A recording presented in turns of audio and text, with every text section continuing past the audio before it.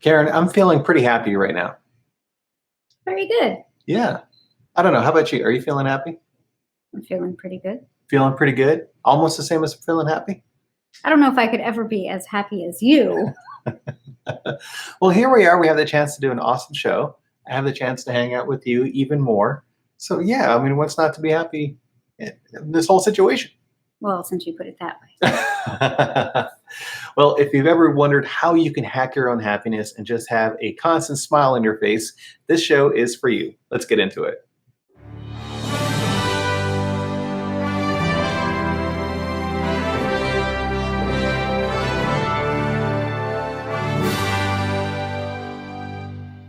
Hello, everyone. That's Karen. And you are Javier. I am. And together we are the Gov Gov Geeks. We get together live every Thursday at 6 o'clock to talk a little bit about getting in and getting ahead in government. And this week, we are talking about the fun idea about hacking your own happiness. Sounds funny, like the concept of hacking. Well, yeah, because you're basically saying it's there within you. You just need to tap into it or hack, as you say. Like if you're hacking into a computer system, you're just gaining access to something. Well, I mean, that's an interesting concept because if you have happiness within you and you have to hack in order to get into that happiness, well, really, what are the firewalls and all the stuff that's preventing you from happiness? Oh, they're built up over time. Slowly but surely, like calluses built up from all of our experiences that we've had in our lives. Well, it's true though. Like what happens if you have a bad experience with someone that you work with, a supervisor or someone, and then you begin to build up barriers or shields to keep yourself safe. And in doing so, you're actually preventing yourself from having a little bit of happiness because you're just creating more of a bridge to actual deep connections with people. Right. Or when you finally get that ice cream cone and it's summertime and you're so excited. Delicious. And then it falls to the floor. It's like, no. Just can't have nice things. Yeah, exactly. Well, if you've ever had any of those sorts of experiences, we want to help walk you through what you can do to hack some of your own happiness, because actually it is true. There are different strategies, techniques, etc., that you can use to find some happiness. And I think the bigger picture, though, is that we all deserve happiness. Right. And we're not meant to be happy 100% of the time, 7 days a week, 24 hours a day. Absolutely. A great point. But you want to make sure that you're able to hack into your happiness when you need it. Yeah. And of course, happiness isn't also just like blissful ignorance about the world around you. Like that fantastic meme where there's this little puppy dog sitting in the house that's on fire and he's like, yeah, this is fine. He's got a nice big smile on his face. I mean, it's recognizing the challenging situations around you, but making the conscious decision to choose happiness and not to choose fear, regret, intimidation, frustration, any other of those crazy words. Mm-hmm. Yeah. So Karen, I'm curious, just to start it off, how do you decide to choose happiness in a difficult situation? So I guess you want to see the silver lining in something and try to see positives, because it's easy to get kind of pushed down into, well, this is wrong and oh, that happened and oh, this is horrible. And, then you kind of get into a repetitive mindset. So it's nice to try to think through, okay, what can I learn from this situation? What positive can I get from this situation? And try to identify that as much as you can. Oh, that's beautiful. So that's one of the many reasons why you are the chic Gov Geek. I don't know about that, but you're so modest. Well, it's so true. It's like, well, what are the things that are going on around us and what can we do to choose how we want to respond to them? What is this moment teaching you? And then how are you going to use that going forward? And how is that important to you? Well, these are some bigger questions. Let's go ahead and get down to the strategies. Okay, Karen. So I know we have at least, I think, 4 strategies. Am I Google? Yeah. Okay, Google. Okay, Google. What is the first one? The first one is dance move and engage. Yes, movement. I mean, just in general, if you're sitting still for a long period of time, you don't have your blood flowing, you're not really getting your heart moving or anything. And it's easy to feel kind of like hunched over in the moment. If you take the moment to just kind of stand up, take a moment to breathe, feel better about something, that's something of a difference. Notice Changes your your posture. perspective too, in addition to getting the blood flow going. Yeah. I mean, I can't tell you how many times I'm in a position where I'm looking at an email, for instance, and I'm deciding how to respond. And I get so caught up in the emotion of it, and I decide, let me take a moment, let me get up, walk around, move a little bit.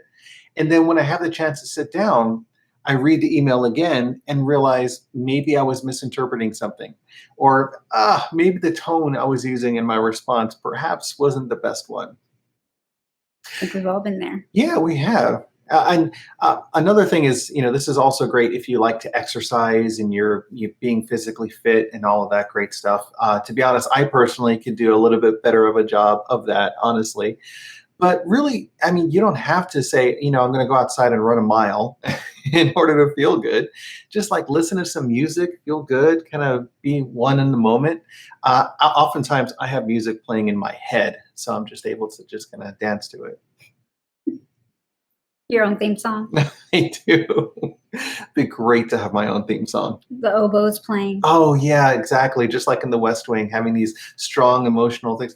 Sometimes as I'm writing and I'm thinking about this stuff, I hear the music and just the beautiful moment of it. Darn you, Aaron Sorkin. It was so good. And then eventually, like it goes out there, and yeah. I don't know if folks really, hear the music that I was hearing in my head as I was writing it. But enough about me. What's the next one? So the next one is to take time in nature. So you talked about taking walks. Right. So and I think you've done it here since you've been teleworking, is you just take a minute, step outside into the backyard, read something, or just take a moment outside in nature. So you're not going very far. You're not going to go take a, hike up Kilimanjaro or anything, but exactly. You're at least taking some time out in nature and appreciating it. And yeah, appreciate nature. And it doesn't matter like what the season is. It could be snowing outside. It could be warm and sunny. Your pools could be open and everything. But just really appreciate what's around you and have that moment to connect with what nature is providing. Yeah, I think we did that while the brood X was here, the cicada brood. Oh yes, all of the cicadas. Lots right, of them. and we went out there and we're just learning more. I learned so much about cicadas in the past few months, but just watching them and just being in awe of just the life cycle of the cicada and watching everything and sharing that with family and everything. It was a good experience, really. Yeah, so it's just really interesting to take that moment, especially since it's not going to be there for very long. So. Yeah, and you're bringing up a great point because you made a conscious decision to make the best out of that situation, experience nature, go out and experience where they are in the wilds and of our front yard and everything. Where you could have been, oh my gosh, the noise is terrible. I can't stand all of this. There's no way I'm going outside. Look at all these bugs everywhere. Oh my gosh. Exactly. Yeah. It's a mindset. It's how do you choose to experience the world that's around you? And if you're in a very crowded urban area, well, I mean, can you walk to a park? Can you look up at the sky and see some cloud formations? Just look out the window, right? They say that all the time. Just look out the window, which sometimes you may not even have a window in the place where you're working, but just shift your attention to something else. Absolutely. And, it doesn't have to be like during the workday, every day at 2:00, or maybe you can just build this into your lifestyle in general. If you're traveling on the way home and you take a moment to kind of stop on the side of the road to, just look at the clouds for a little bit, or if it's something where, you're taking a commuter bus or you're riding your bike and you're just, again, trying to notice different things. The whole world around you isn't right in your hands for your cell phone, for you looking at it all the time. Just try to experience nature. I know a lot of colleagues and friends that on the weekends, they decide to do a small hike with their family. They take their kids outside and they have a nice little exercise and they report feeling a much better feeling and reduce stress at the same time as well. So that's certainly a positive. Nature does have some sort of healing impact. Yeah, gosh, we have this connection, but it's just a matter of, well, are we going to take advantage of it? Right. I know like in El Paso, we used to take in the sunsets over there because they were so Yeah. beautiful. Or to smell the rain or the air Mhm. after the rain had passed in the desert. Incredible feelings. Yeah, and we have some beautiful sunsets here too. I know I've just out in the driveway noticing the pink and the purples in the sky. So just taking that moment, There you go. appreciate it. It's there for you and it's free. It's always a nice thing too. Okay, what's the next strategy? So the next one is to develop a grateful mindset. We talk about this one a lot. Yeah, gratitude is a really big component of happiness and just really career advancement in general. Like if you notice what is around you that you're able to connect with a little bit more, how do you choose to have a grateful mindset? Could it be you're frustrated about another work assignment? Well, it's like the silver linings that you were talking about. What can you be grateful about all of that? Perhaps there's a good deal of confidence that your supervisor has in you being able to do the work. So that's certainly a silver lining there. And then also, for all of the stuff that you're getting now, keep track of all of that. And if you're not getting paid for that now, you can get paid for it in your next job. Then you could say, sure, I have this experience. I did this. I did that. I have all of these accomplishments. So yeah, you may not be getting that in your job description right now, but certainly again, in your promotion and when you're getting a little bit of extra cash every paycheck as a result of you using all of those great experiences, you can definitely appreciate it then. That's a Mhm. silver lining. Or something as simple as I know I often tend to do the I was about to say have to. I often tend to do the 5 things to be grateful as you go to bed and you're thinking through there. So it's just you know think of 5 things that you're grateful about that day, and it's just simple things like Right. oh, getting to spend time with my daughters, or you know getting a moment to enjoy some wonderful food that somebody made. So Mhm. just little things like that that you can be thankful for throughout the day. Yeah. And then as you kind of being in that mindset before you go to sleep kind of helps you sleep and, just helps put you in that grateful mindset. And I think it creates perspective, really. You're able to connect in a way that you may not have if you weren't being grateful. Hmm. Is if you look for things that are a problem or a concern, you're going to find them everywhere. I mean, no matter what, there's fault in everything, but there's also great things in everything as well. So, how can you choose to find what that is around you? Especially after a bad day. I think that's really important because you don't want to go to bed stewing in, Oh, that frustration. toxicity. Yeah, and then it just messes everything up. So I think it's really important, especially on those days, to just take a moment and think through 5 things that you're grateful for throughout that day. Yeah. And to help you in your thought process, when you're thinking of the 5 things, you can take a moment and think, well, what are the things that I have now that in the past you really wanted? So you could be like, I really wanted this job. I really wanted to live in this city. I really wanted to study this degree. I was really interested in getting this new phone. Whatever the thing was that you were interested in. And then now that you have it, well, be grateful for having it at that moment because previously you didn't have it, even though you wanted it. And then think also, what are the things that you have now that you may not have tomorrow?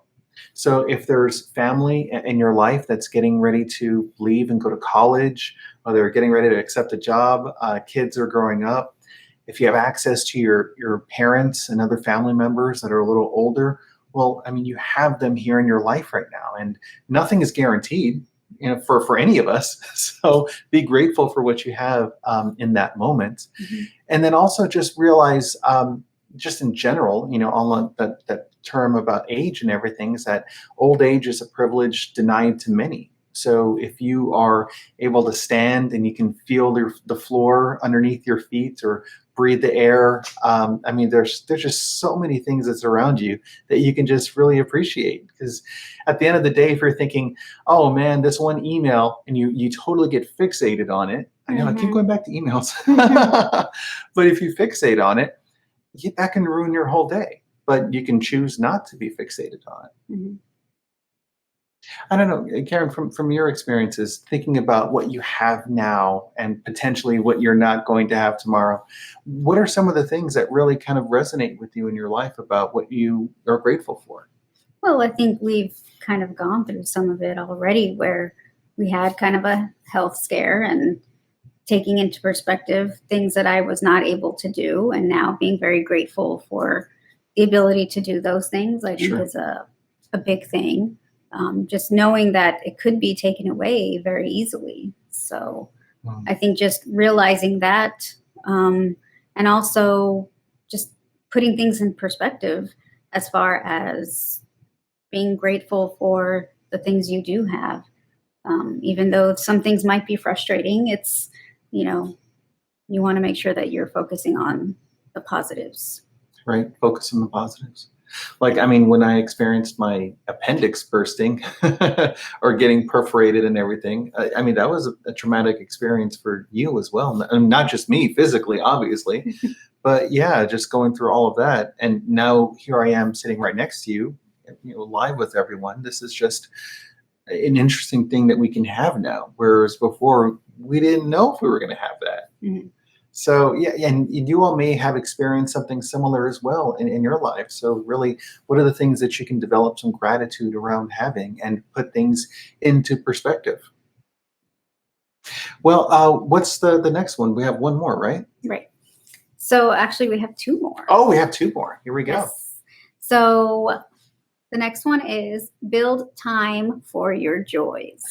Oh, yeah, this is so good. Build time. One of the things that I used to like to do when I was commuting a whole lot was to choose certain routes home that would allow me to go into certain areas that had like nice little bumps in the road. So as I was driving, I got a little bit of air as I was driving along. That was always a fun thing. But I mean, it's part of the commute, but it's deciding to how you're going to build time for those joyous moments that you really appreciate. Mhm. Well, I don't know about many of you out there, but a lot of time my commute is the way in. It's kind of prepping myself, getting into the right mindset, and on the way home, it's like decompression time and just like taking stock of the day, and trying to focus on what happened throughout the day. So Right. it's a lot of mental exercises that go on during the commute. So I'm very lucky to have a relatively timed commute. I don't know how to say it. Like, Consistent. Yeah. well, yeah, consistent, but you could complain, oh, it's a long commute. No, it's not relatively that long. But at least looking at the silver lining, I have time to prep before work and after work Sure. as I'm commuting. So Yeah, and I always like the idea of listening to books on tape or audiobooks as you're traveling along the way, or you're doing other things around the house or whatever it is that you're doing. You're building in times for things that you actually enjoy. And also, when you come home, I know you like to have some juice or something as part of your ritual. My that you like vitamin to water. Your vitamin water. my vitamin water and my nugget ice. No sponsorship here. However, if you're interested in sponsoring the Goat Geeks, just let us know. Yeah, and then your special ice that you have as well, the nugget ice, which is delicious. Yes. That's very good. It's my treat. Yeah. Treat for myself. And really, at the end of the day, they're small things. It's not like saying, I'm going to delay my happiness until I build up enough to get a new car, or to get a new watch, or get a new purse, or It's the simple thing. it's the simple things, really. Exactly. And these are all things that you have access to in the moment. I think as a family, we like to look forward to watching certain television shows when they come out. Mhm. Those are certainly some nice joys and simple pleasures that we like to experience and take in. Yeah. Or just the simple fact of seeing the puppy dogs as you walk in the door, and they're so excited and their Yes. tails are wagging They're like, that. where have you been? I'm so happy you're back. Exactly. So it's like, oh. Love seeing the puppies when they're all excited to see you when you get home. Yeah, absolutely. So, I mean, think about in your life, what are the things that you really enjoy, and how could you integrate some of those? And, I think of like Mary Poppins again. The whole thing about a spoonful of sugar makes the spoonful of sugar Helps the medicine go helps the down. medicine go down. That's it. I had to sing it to remember the lines. But yeah, I mean, if you're doing a lot of work, well, what are the fun things that you can do among the work that would help you really get through everything? So it's rather a joy instead of like a chore or a task that you have to do. Something that is just grueling all of a sudden becomes something that could be very enjoyable. Mhm. What do you do? Oh, I like sing, or I have different, Sing at work? Yeah, absolutely. I sing and have different things. I play music. I try to make sure I integrate as many touch points to meet and work with people, have discussions, get different perspectives and opinions on things. That's obviously a really big joy for me. The other things that I like to do is I time in certain breaks that would allow me to, have like a nice snack or again walking outside, all of those sorts of things. That's just what kind of brings me joy. But at the end of the day, it's just happiness is a decision, and choosing happiness rather than choosing some frustration or sorrow or rumination on something that happened or didn't happen. Right. With the caveat that sometimes, especially when something bad does happen, it's, I think, healthy to kind of take a moment in that and feel that anger or frustration, um, but then move on. Yeah. I Because mean, I feel like if give it you're, its credit. Why yeah, are you feeling this way? Yeah, allow yourself to experience because that. if you just try to push it aside, then that can cause a host of issues. Exactly. Yeah. What was it like in Saved by the Bell, where she was so excited, she was just focused in on something else, but she really wasn't, handling her emotions well enough. Yeah. For you Saved by the Bell fans out there, yeah, Saturday mornings watching those, we were there for a bit. Anyways, okay. So what's the last one? So the last one is to use empathy and practice active listening. Empathy. Okay. So wait, what is empathy? So I think empathy is understanding where somebody else is in their position in that moment, Absolutely. how they're feeling, just to understand that they may be in a position where they're feeling things a little bit differently and seeing things a little bit differently. Yeah. Take the moment to try to see things from their perspective. See how they're experiencing imagine what their emotions are about whatever particular issue, concern, etc., that they're working on. You may have your perspective, but if you have some empathy in trying to understand how the other person is experiencing whatever's going on or whatever the subject is, that's a big deal. And it's not sympathy where you're feeling sorry for them. It's just empathy where you're making the best attempt to try to understand And validate. and validate what's going on. And then the other part about active listening, yeah, I guess active listening is all about how you decide to pay attention to that empathy. What are the key issues, concerns, indicators, perhaps that the other person is saying or not saying? Trying to again feel their perspective, and then that may change or influence how you're going about your perspective. Mhm. Yeah. Karen, you were a great active listener. I think you had some ideas in this in our show that we had yesterday. That, but I'm curious. Like, you want to provide any other highlights from our Wednesday show or Wednesday as part of our 9-part series? I mean, I think you just watch that show. There you go. That's perfect. You know what? Even better yet, just go back and rewatch that one. No, I mean, active listening is just, again, being in the moment and not listening to respond, right? Right. So Just just like waiting for the pause for them to come up, and then you can like, say oh, this whatever. is what I'm going to say Right. once they stop talking. And then you're not really listening. So, Absolutely. I think one of the coolest suggestions that you had, if I may say one nice thing, what a great thing that you had talked about was again this idea about like not getting distracted or putting away distractions. So if you're trying to have a conversation and the phone's ringing and emails are coming in, people are walking in and out, and a person is there trying to have like a very heartfelt discussion about something that is important to them. Well, if you're wanting to have active listening, take the time to avoid the distractions and have a good conversation with them. mhm. Yeah, those are super important. And honestly, from the supervisors that I've had and the experiences that I've had, the people that do that, you just have so much more of a better relationship with them when they're willing to treat you like an actual person, a human being. Mhm. Yeah, because that's how you feel. You feel valued. You feel important. You feel heard. You feel heard. Exactly right. Ah, good times. All right. Well, yeah. So now we'll bring up our next fun part. But before we get to the questions from the Gov Geekdom, Karen, what's the summary that we've had on the ones that we talked about, our strategies, just as a roll up of all of this? Well, change it up a little bit because there's more than three, quite a bit on this topic. So the first one was to dance, move, and engage. So kind of get the blood flowing. Hmm.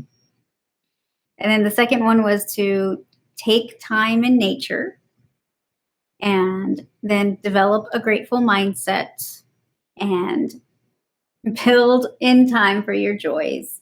And finally, use empathy and active listening. All of those are great ones, and it's not like you have to be an expert in any one of them, but just try a little bit, and that's a great way to start hacking happiness in your life, and then try to do some self monitoring. I feel this way. You take certain actions. Okay, well, how are you feeling afterwards? Give it some time to take effect. Don't be like angry and you walk outside and I'm still not happy. And maybe dancing's not your way to do the movement, right? But some way that you can move and again change your perspective, get the blood flowing, whatever that may be. Exactly. Find whatever it is for you. Absolutely right. So now we're coming to the part of our show where we talk about questions that our colleagues are sending in, questions from the Gov Geekdom. But please coming out to the govgeeks.com. You can go to the contact page and submit any sort of questions that you may have. We're happy to answer them here on our show. So we have, I think, 2 questions this week. What's the first one? The first one is, how do I change jobs? Oh, such a good question. Yeah, we did a whole show on that one not too long ago, if I recall correctly. Right. Well, it wasn't only changing jobs, but changing A whole job series. Right. Exactly right. Well, yeah, and we get this question a lot from our colleagues and our clients as well, because they can develop such awesome expertise in any one given area. It could be like research or law enforcement and other things. And then after they've done it for such a long period of time, then they start asking, well, gosh, what the heck else can I do? I've done this for such a long time. How am I even qualified? How do I know that I'm qualified for something else? Well, I think one of the better ideas is to really understand what you want and what you want to do. And then asking a bigger question like, okay, well, what are the things that I have to know how to do for this job? And then looking backwards at your experiences and asking, where have I experienced these before? Where have I demonstrated competencies that would be good in this area or this position? And then writing your resume towards those competencies. Easy enough? Yeah, I know, easier said than done, right? Well, by the way, if you're interested, we're happy to help here at the Gov Geek. So reach out to us. We can have a conversation about all of this as well. That's why we're here. Yeah. Okay, well, what's the next question? The next one is, what are career ladder positions? It's like chutes and ladders, right? Right, exactly. You're like going along and like, ooh, and you go back down like 3 grades and you have to work your way up. No, that'd be terrible, right? Yes. No, I think a career ladder position is like if you're in a position that is a 7/9/11. So it just makes it a little easier in the promotion area, I would say. Yeah. So if you're applying for jobs and you have the option of selecting a position that is a 7/9/11 or another one that is just a straight 7, well, maybe you should consider the one that's a career ladder, because if you perform well and things go great, then you can move up in grade pretty easily once a year. Again, depending You'd be on eligible. Exactly, or eligible. There's many factors which we go into in more detail in other videos of what that exactly means. It's not just automatic. Oh, it's been a year. I get my next step now. Yeah, I get that next grade. Right. Bring it on. Yep. Yeah, very true. Because I think sometimes folks may perceive it to be an automatic thing. But yeah, you were eligible. That's a very good clarifying point. Well, there you go. That's another fantastic half hour that you spent with us. We are very grateful for your time. Karen, so this whole show, we've been talking a little bit about hacking happiness. What are your closing thoughts? It's within you. So it's a matter of you paying attention and learning the tools to help bring that fulfillment. Thank you. And thank you all very much for joining us. We look forward to seeing you next week. Thank you.